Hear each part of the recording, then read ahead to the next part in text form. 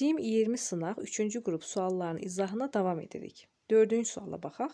Qeyd edim ki, bu sual Telegram kanalımızda paylaşılmışdı və səhvlər çox edilmişdi.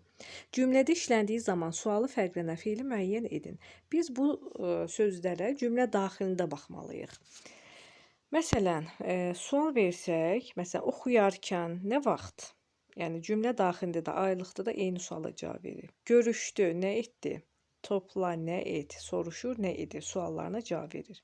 Amma fikirləşmək sözü ümumiyyətlə məstər, təklikdə nə etmək sualına cavab versə də, cümlə daxilində isim kimi nə sualına cavab verir. Bunu yadımızda saxlayaq. Məsələn, fikirləşmək faydalıdır.